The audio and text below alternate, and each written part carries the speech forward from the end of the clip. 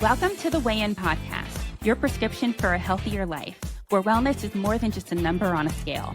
We'll dive deep into not just weight loss, but the medical, emotional, and lifestyle aspects of well-being. In each episode, we'll weigh in on hot topics ranging from diet myths and exercise trends to mental health and chronic disease management, providing you with the evidence-based advice to guide your health decisions. Remember, it's not just about the weight on the scale, but about creating a healthier, more balanced you. Today, we have a special episode dedicated to celebrating the unsung heroes in our lives, our mothers.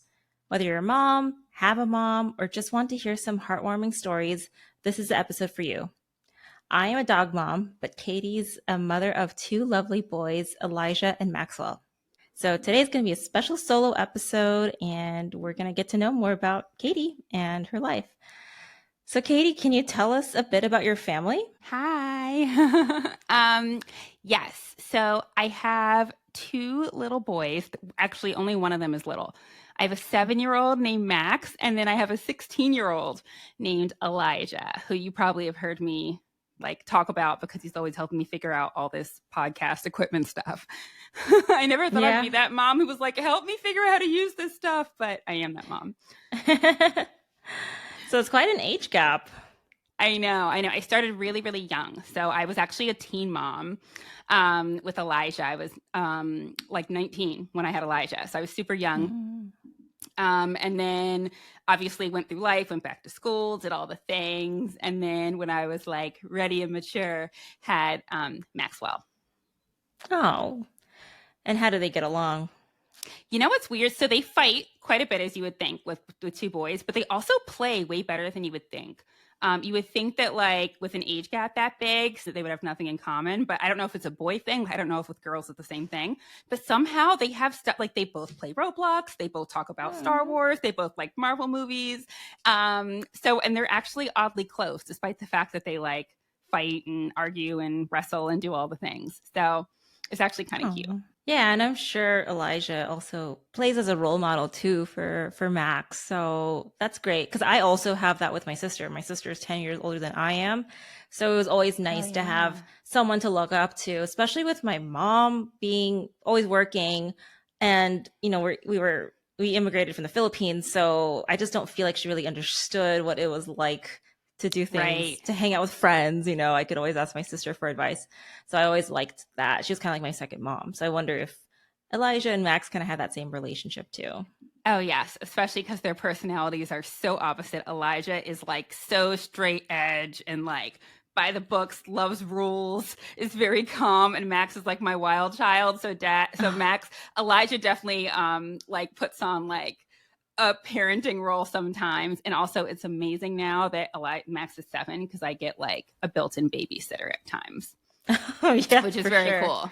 How did you balance your weight loss journey with the demands of motherhood? Because I know after you have kids, you gain a lot of weight. So, and then on top of that, you got to take care of the kids. So how do you take care of yourself in that situation? It definitely is challenging. I think most mothers, even when their kids are super old, probably haven't mastered self-care in general.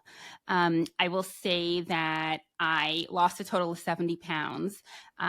With the first kid, I actually didn't gain any weight, probably because I was super young. I was only 19. Girl, I came to the hospital looking like it never happened. Elijah was, it was the middle of winter. Elijah's a January baby, and he was bundled up in this snowsuit, and people thought I was holding a stuffed animal. Oh. as I was waiting to go home, because I looked so young, and then you would have literally thought that I think I had a flat stomach within a matter of days. I was so young, bounced right back. So I was not ready for the weight to stay on after Max.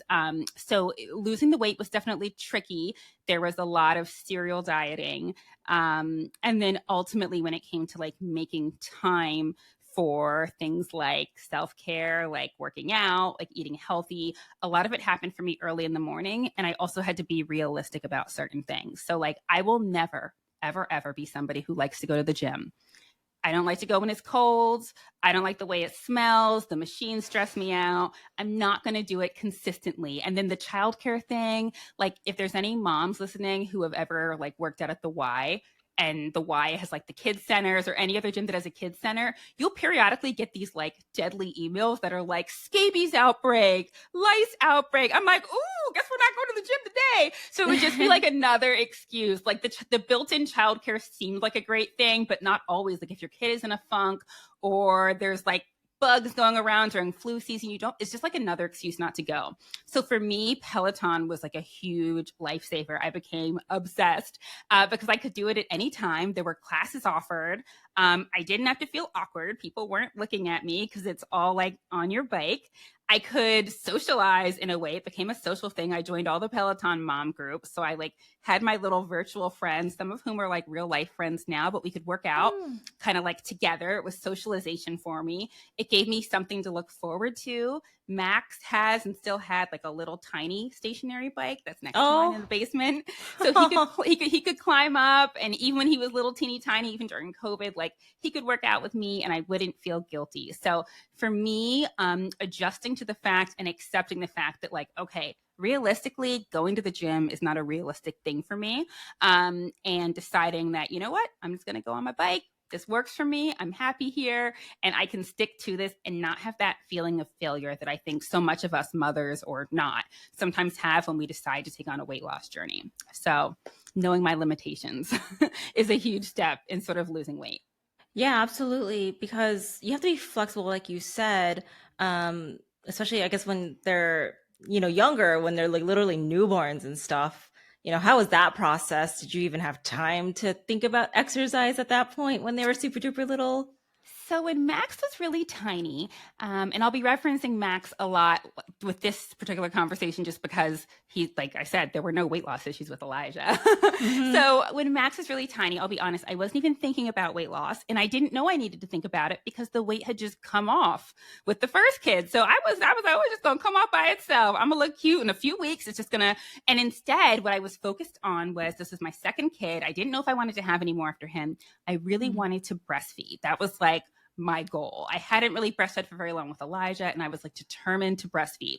So all I was doing was trying to do things to facilitate that. I wasn't thinking about my own nutrition. I was mostly just thinking about like nutrition for providing milk as a food source to Max. And I was super hungry with all the breastfeeding as well. And so, yeah, like I wasn't really thinking about my weight for so much of the time. And I actually put on weight during that postpartum period and onwards. I was so hungry. I was breastfeeding a ton. And yeah, I started to gain, honestly, because I just wasn't paying attention. I just wasn't paying attention. I think it's also expected too, oh, well, you got to eat for two and you're going to gain weight during pregnancy. I guess what's the point where you should be like, wait, I think this is a bit too much. I know it's really important, of course, because when you're pregnant, your body is like trying to nourish this baby, trying to help it grow and whatnot. But is there a point to where, maybe you're indulging a little bit too much? I think it's tricky because I think, it's horrible for people to comment on people's weight, but I think that all of us as human beings, we care about what other people think. So I think in many ways I was following sort of the cues that the rest of the world gave me, and definitely returning to work. I definitely had some weight on me, but everyone was like, girl, you just had a baby. Don't worry about it. And then as time goes on, you don't get those reassuring statements anymore. And people don't say that they're concerned about your weight, but little comments you'll start to notice. And you also just start to notice, okay, the baby's not like 3 months old anymore. Now I want to like go out and I don't know what to wear. I can't wear maternity clothes anymore. I don't want to buy new clothes. And so like figuring out clothing started to become a thing, and it made me just like not want to go out. And so that started to become a problem. I started to just not feel like myself, and I started to want to lose weight, but I've never really had to do it this in such a focused way before. So I kept failing. You start to think, okay, so what should I do to lose weight? Maybe I should work out. Like a lot of the moms seem to work out. So I've never been somebody that works out heavily. I joined this stroller class. I don't know what planet these moms were from, but when I tell you they were the most fit moms I had ever seen in my life, they all had like 6-pack abs or were very, very tiny. This stroller class was not like a normal stroller class. It was like, or maybe this is what normal stroller classes are. I don't know. It was like you would either like go on like a hike on a trail, or you would go like around and around this indoor track, but in between every few minutes you would do like HIIT exercises. So like burpees and like all these things. And for somebody that had never worked out before, I was like, I don't know. And there was no modification being offered. I don't know. So I just started doing it. I started doing it, trying to keep up, but just feeling in general very awkward and self-conscious because everybody else, clearly these were moms that had probably worked out regularly before they had kids and they were kind of getting back into the swing of things. But I was not that mom. So I was very uncomfortable. I wanted to keep up with them, kept going to the class. I started to have knee pain. And I couldn't figure out why, but I'm like, oh, maybe this is what I don't work out. Maybe this is just what happens when people work out. Maybe they just start to have pains. This is just what's normal. Knee pain, knee pain, knee pain. Until finally, I just couldn't take it anymore. And I was like, I should go get this checked out. Went to go get it checked out. Turns out that I had broken both of my knees. Oh my gosh. I had stress fractures to my bilateral knees. Wow. So that was like warning sign number one. I could be like a poster girl for like things that can go wrong during the postpartum period if you do too much too soon, or if you're kind of like doing things the wrong way. And yeah, I broke both of my knees. So that was a huge setup, which as an aside, it can have huge consequences. In this country, maternity leave is not what it should be. And in the state of Pennsylvania, it definitely isn't. So actually, I'm really lucky that I had a great and understanding boss, but I needed to take more time off, and I actually was out of FMLA, so they didn't have to keep my job. Luckily, I was able to keep it, but like, yeah, so that was a huge setback, and it was depressing and discouraging, and it made me want to eat more. Right. Max also was breastfeeding. A fun fact, I actually breastfed Max for 3 years. So Wow. I'm always extreme. I took it to like an extreme level. And so I was breastfeeding him and I always made a huge amount of milk. In general, I had like an overproduction. And I don't know, I broke both of my knees and I was like, I'm done with that. Started to gain more weight. Was more depressed at this point, was wearing clothes and starting to shop at places that I had never shopped before. I was somebody who was always like small to average in size. So I'd never even really been like overweight before. So this was like, and I had recently gotten married. And I had definitely gained a little bit of what they call like happy weight in that marriage, Honeymoon like weight. honeymoon weight. We was eating good. I was eating real good and I was super happy. Sure. And I, have a husband who definitely isn't the type to be like, don't eat that. So we were, I had never, I hadn't even been thinking about weight, but I had definitely gained a little bit before the pregnancy, which definitely already made it harder. And then, yeah, I started to feel bad, went for a physical, got lab work. The lab work looked insane. I, who had otherwise been like a pretty healthy person, not like a gym rat, but like a pretty normal active person, I now had high cholesterol. I was pre-diabetic, but my A1C was like teetering on the edge of being like full-grown diabetic. My labs looked crazy. Like they looked so crazy that I thought that they had sent me the wrong labs. I called them to be like, did y'all get this right? Because I think you sent me the wrong, like I truly thought they had sent me the wrong labs. I'm like, they must have meant this for somebody else because these cannot be my labs. They all collectively looked bad. That was my second like big red flag, like big warning sign that things were not going well. But instead of like working really hard, I just felt more depressed because at this point I'm like, well, what am I going to do? I can't work out because when I work out, I break my knees. So like, what am I going to do? I also had dropped down to working part-time, which I think moms that are listening that have changed their work status after having a baby, whether that's staying at home, whether that's working less than you were before, it definitely has an effect on like your life. In many ways, you're happy because you're spending time with baby, but you're not socializing as much. Your schedule's different and less structured. It's just and then when you're working part-time, it's weird because you feel like you're a stay-at-home mom and then you like go to work and you kind of feel like discombobulated and off because you're not used to working. You just feel like you're kind of not good at either part. So I wasn't depressed, but I just wasn't feeling great, I would say. I was super happy in my like mom and like family life, but just like not feeling like I looked my best. And then I'll be really frank, my final like really scary flag for me that kind of changed everything and made me decide to really lose the weight. Beyond the fact that there were lots of like comments and stuff that I started to get from people. One time when I came to work from maternity leave, a security guard asked me if I had had my baby yet. Which is like, Oh, that's the So like worst. insensitive statements aside, I was starting to get a lot of insensitive statements because people feel like they can comment on other people's bodies and weight, which they shouldn't. But I took it to heart. But people think that they can say stuff like that. I feel like, especially in hospital settings where we're all so casual and we're all so comfortable, people just say stuff and it's super, super hurtful. I even had a psych patient say to me, girl, you look like you used to be skinny and then you got fat. I was like, like in the middle of my shift. So like all kinds of things. And then finally, one night, this is actually something that I didn't used to be open about, but decided to start being transparent about because I want people that have had this happen to them to know that they're not alone, number one. And I also want people who are wondering if they should lose the weight to just know that this is a real thing that can happen.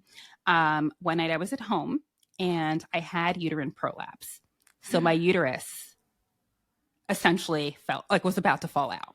Oh my God. It was not a severe prolapse, but it was prolapse all the same. We had to go to the emergency room, and then I had to see a urogynecologist.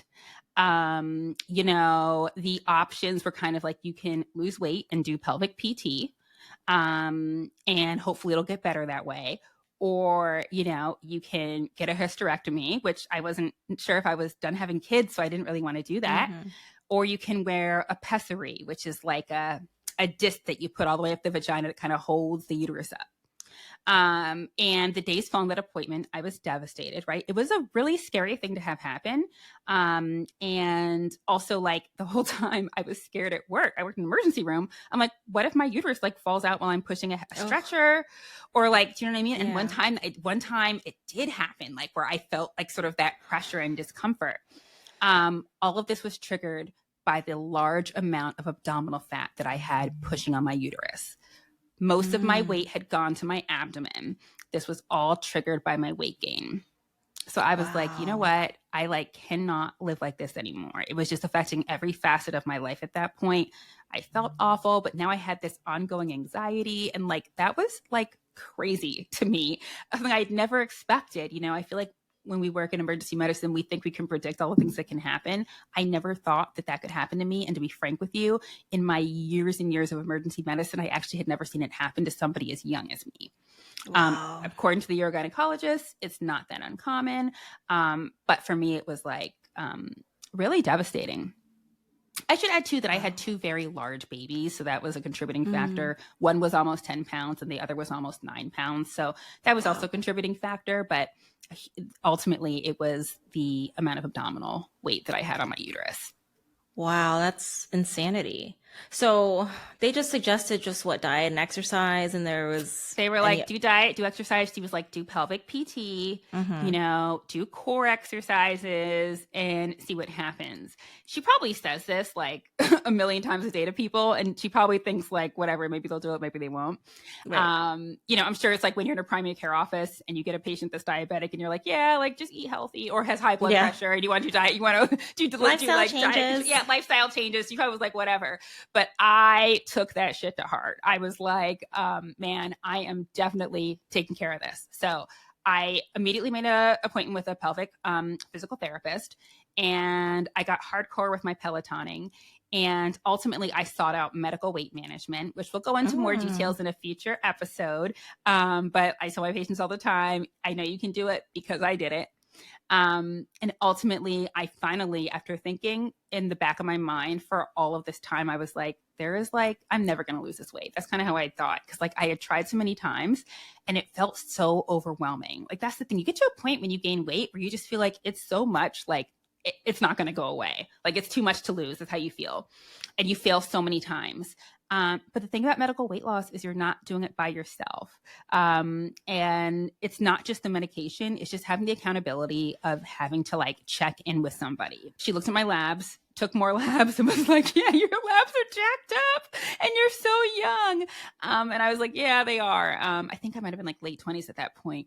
And she was like, yeah, we're going to recheck them in a few months. We're going to get you started on everything. And, let's see how you do. And I decided, okay, I am absolutely going to do this. Because also like I had a lot of bad habits. One of them is that I did have a tendency to binge eat. again, these are things that I didn't used to be open about, but I'm going to be very transparent about. I would come home from like a long shift and I would eat, you know, all of the Oreo cookies that my kids had for snacks, all of those Mott's fruit snacks. Those were the business. Loved them. Ate them all. And that first appointment, she asked me, she said, tell me what you ate yesterday. And, you know, when you eat like that, you don't even think about it. I started telling her, and midway through, and if you know me at all, I'm not one of those people, like I'm not sentimental at all. I very rarely cry. In the middle, I just got teary-eyed because I started telling her, I'm like, I ate, you know, like 2 rows of Oreo cookies. I ate like 4 Eggo waffles. I ate like 3 or 4 fruit snacks. And as you're saying it, you're like, oh my God, like this is not normal or healthy. Like this is not normal or healthy. And I had not realized it till I had to say it out loud. So having her like put a diagnosis to it and then help me come up with a like medication plan that was going to work, and then say like, don't worry, like instead of you just like trying this on your own and then failing, you're not going to fail because you're going to see me next month and I'm going to check in with you. And we have a goal. We're not just going to let these labs sit. We're going to check them again in 3 months. And like a little kid, I like looked forward to those appointments, and I wanted to like, I'd be like, I want to impress her at my next appointment. And she would pull up this graph and I'd be like, yeah, girl, show me the graph. Cause I wanted my thing to look like it was going, you know, your downwards. weight. Yep. I was like, show it to me. Let me see that BMI.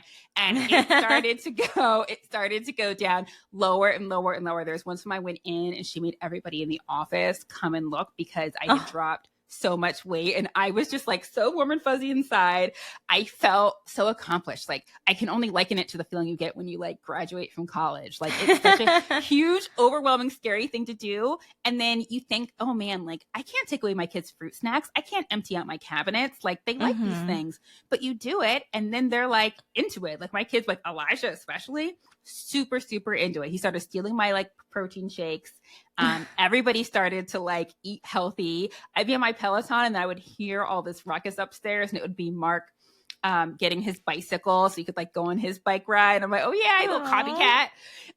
Although, you know, men are the worst. You know, they like take one thing out of their diet and they'll drop like 1,000 pounds. But but yeah, so I started to do all those things, and I started to like lose the weight. I have this picture on my Instagram that I show of, you know, I wanted to do my first Peloton workout, which by the way, guys, I didn't just like go and buy a Peloton. I bought like a used spin bike off of Facebook Marketplace. Cause I was like, I never stuck to workouts. Let me not go too crazy with this. So I did that first. And then I used the iPad with the app. That's how I started off. Eventually I got the bike, but that's how I started off. I got in the little bike, and then I realized that nothing I was wearing was like bike attire or like workout attire. Like I like didn't even have like a bra on. I had like tattered sweatpants. I was like hot because it was in my basement. I was like, I gotta go. So I went to TJ Maxx and I tried on a sports bra, and I took this selfie that if you ever go on my Instagram page, it's there as like a before picture, and it's my very protuberant abdomen at that time, and it's me looking super depressed in this like sports bra. Because I had a little bit of time. The baby was napping with my husband, and I like wanted to get back and do the workout, and I took that selfie, and it was really cool. Several months later to take another selfie where you could see like the abs poking out. I was rocking like size 4 pants. And I was feeling like actually the healthiest that I had ever felt in my life. And you know, there were lots of things that inspired me, but one thing that inspired me was there was, a girl, I won't say her name here, but she had gone to nursing school with me. We never were really friends, but you know how you just follow people on Instagram? And like, I followed her on Instagram, and normally I'm annoyed when people, back then, I'd be like annoyed when people posted their weight loss journeys. Like, I lost 20 pounds. I'd be like, whoop-de-doo, I'm still fat. That's how I felt. Like, oh, you know, whatever. Yeah, it makes you feel some kind of way. Like, yeah, it makes you feel some kind of way. Like, shut up with those before and after pictures. Nobody, who asked you? That's what I want to say. Exactly. But her post was interesting. It was, she was a Pelotoner. She had done some ride, and it was her in like this sports bra, kind of like glowing. And she was just something about like, I did this ride, and, you know, I'm in my 30s and I feel the healthiest that I've ever been. And I really was like inspired by that because not because of how she looked, but I wanted to like feel that good.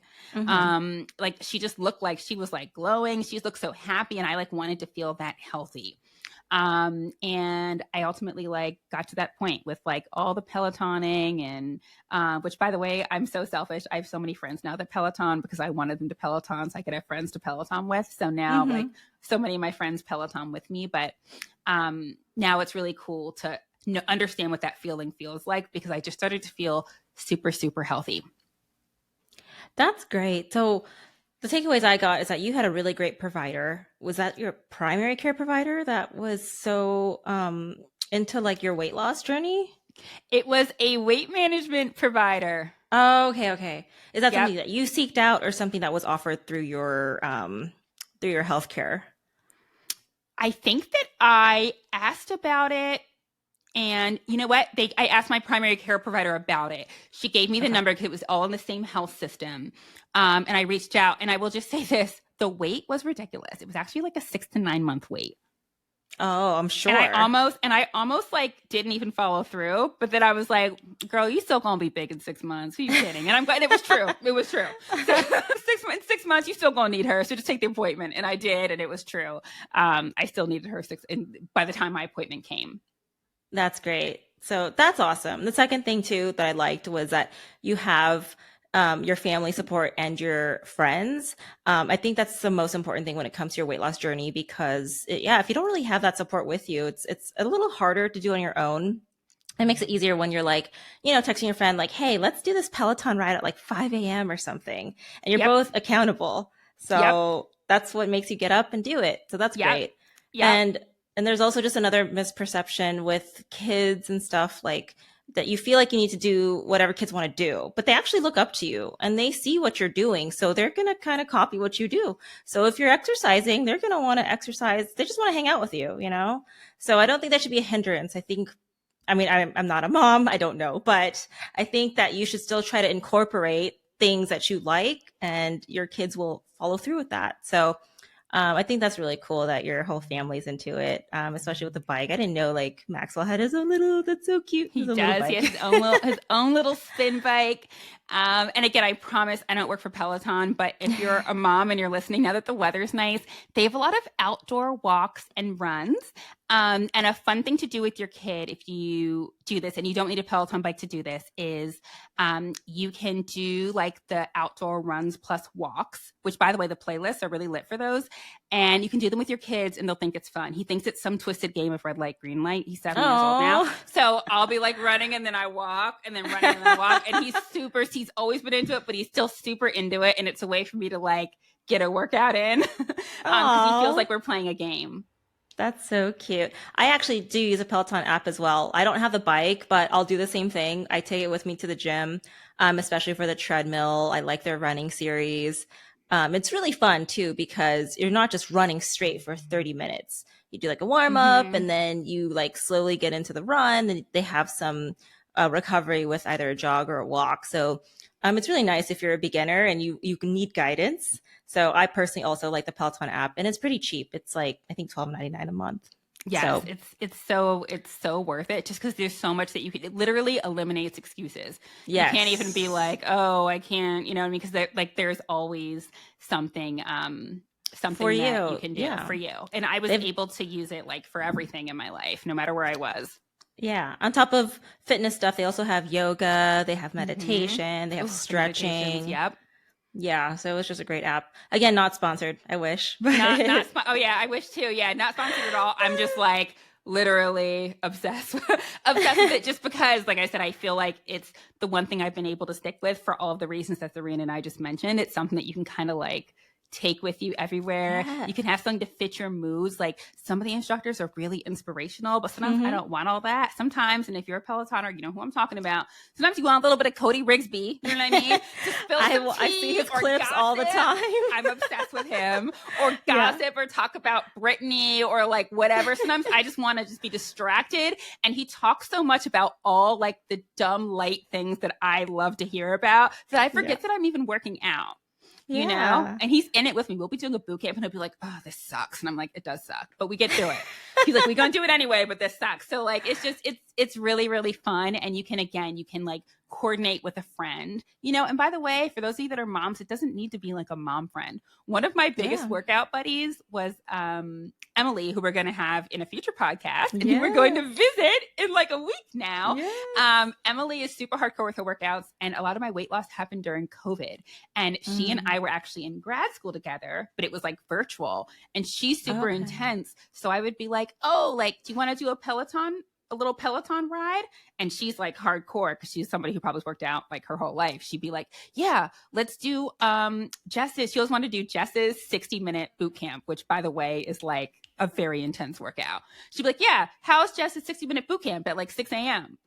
Like, I just wanted like a quick 30-minute thing. It's more like a little, like I was probably going to do a little cute 30 Cody Rigsby, something light, but she wanted to do 60 minutes. And I love that accountability. And also we were starting to become friends. I wanted to like form that friendship bond with her. So I would do it with her, and I low key started to like it.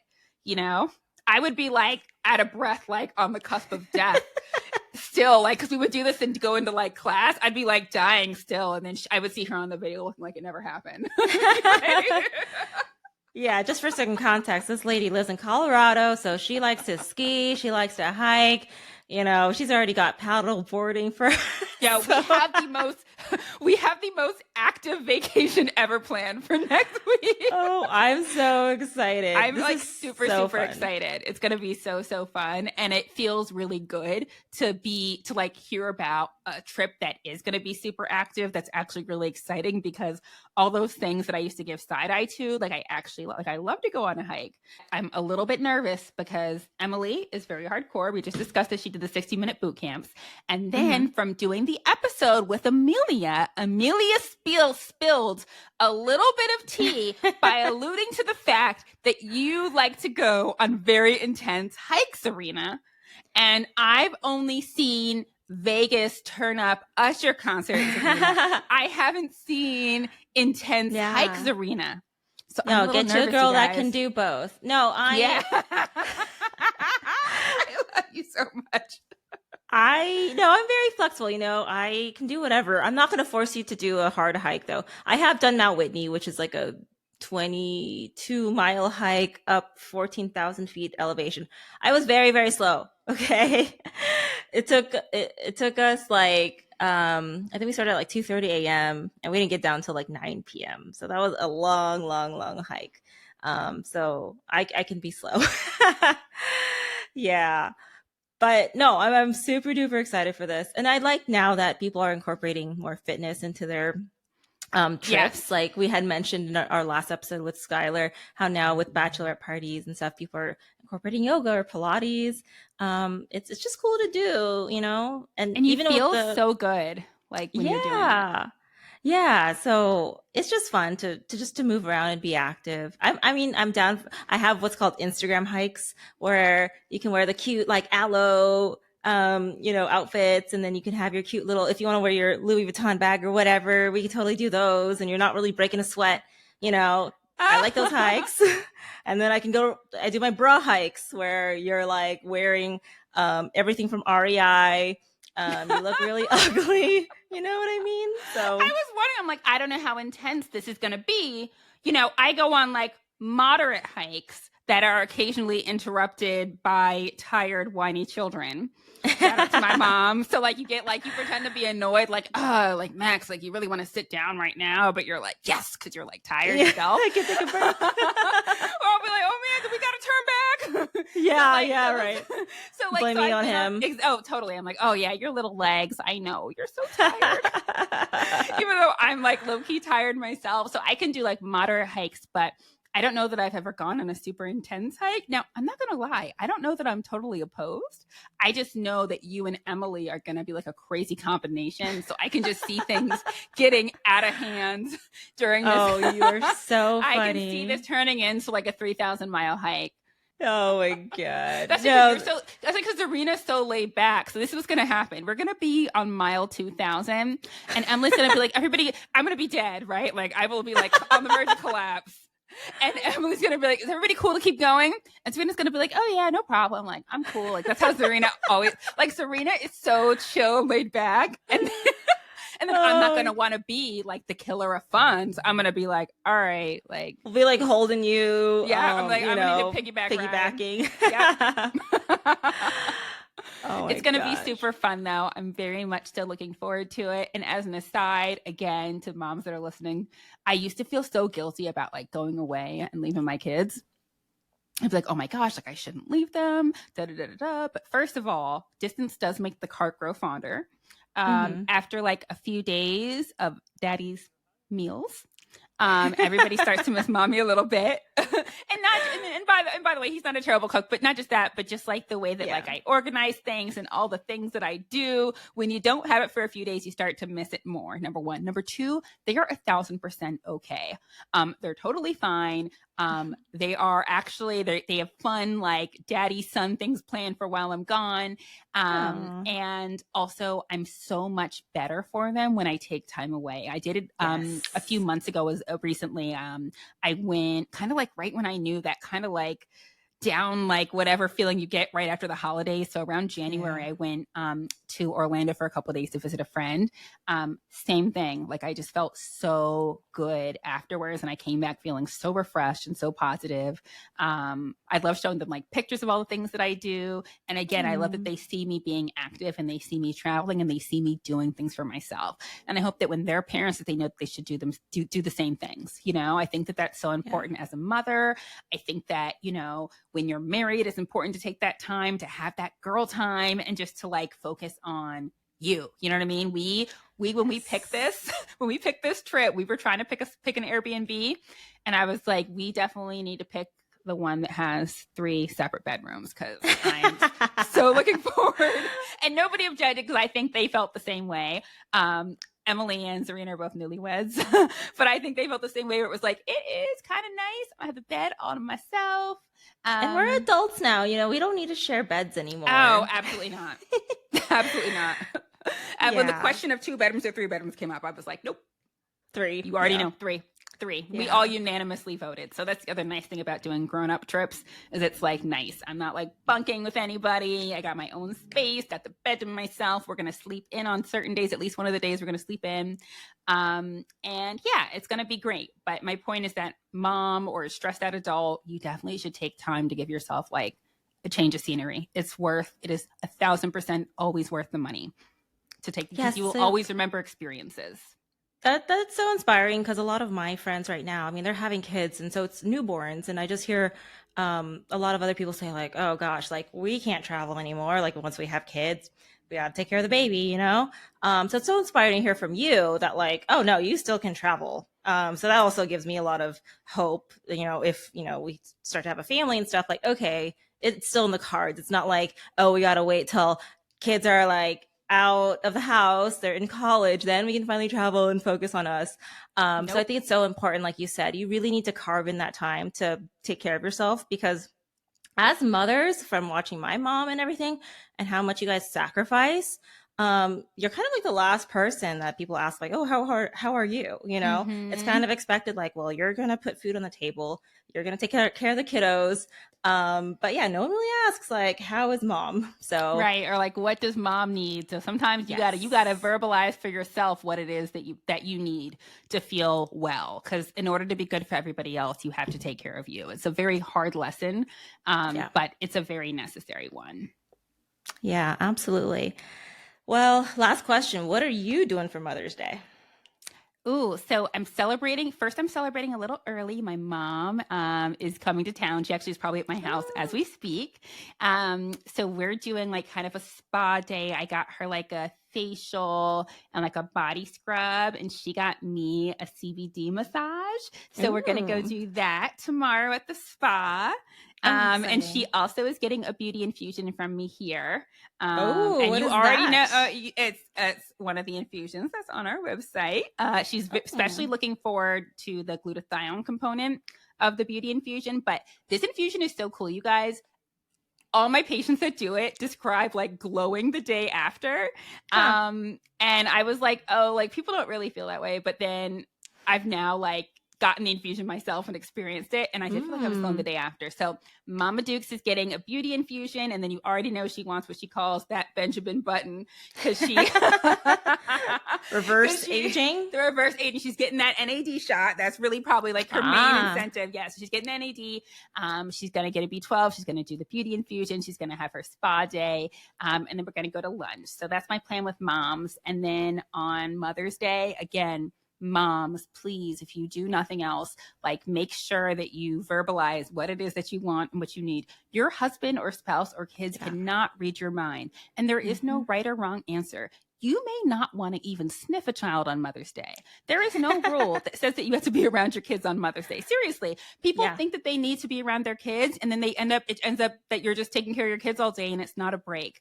I like to do a combination. I love to go out to eat with my family, so we usually go out to brunch, and then I like to take some me time.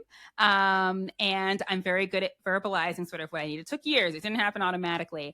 But my husband and my kids always make sure that I have like me time. So I think usually he sends me to the spa, but since I'm going with my mom, I think he got me like a gift card to go shopping for myself that day. And then I will come home, I will drink a glass of wine, I will watch a movie, which, side note, if you're on your weight loss journey, one of my favorite like weight loss journey things to watch is Brittany Runs a Marathon. It's just like, I find it very motivational, with a nice, especially with like a little glass of Prosecco. So anyway, I'm going to be chilling all day. I'll spend some time with my kids, but I'm definitely going to get some well-deserved me time. So advocate for yourself, ladies. These men cannot read your mind. If you don't want to be around them kids on Mother's Day, you want to sleep in, let them know I am sleeping in on Mother's Day. Be strong. I love that for you. That sounds amazing.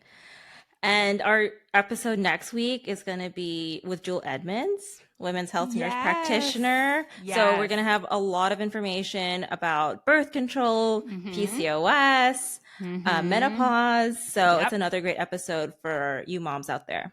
Absolutely. This was so fun. Thanks for doing this with me, Serena. Oh, of course. Thanks for sharing. It's so nice hearing your journey. And we're going to have a part 2 where everybody else can learn about your journey with medical weight loss. Absolutely. All right. Have a good one, friend. All right. You too. Happy Mother's Day. Bye. Same. Well, happy Dog Mama's Day to you. Thank you. Bye. All right. Bye. If you've enjoyed today's episode, please take a moment to subscribe to our podcast, give us a rating, and share with your family and friends who might find it helpful. And remember, we love hearing from our listeners. Connect with us on our social media channels or shoot us an email with your thoughts, questions, or suggestions for future topics. Don't forget to check out our website, www.thewayinNPs.com, and to follow us on Instagram at thewayinNPs. If you need one-on-one help with your weight loss or wellness journey, book a private consultation with us. The A-List Clinic can be reached at www.thealistclinic.com or on Instagram and TikTok at the A-List Clinic. And my clinic, Lifefire Weight and Wellness, can be reached at www.lifefireweight.com or on Instagram and TikTok at LifefireWeight. Thanks again for tuning into the Wayne Podcast with your hosts, Katie and Serena. Until next time, take care and be well. The information in this podcast is for general information only. It is not intended as medical advice and should not be relied upon as a substitute for medical consultation with a qualified medical provider familiar with your medical needs.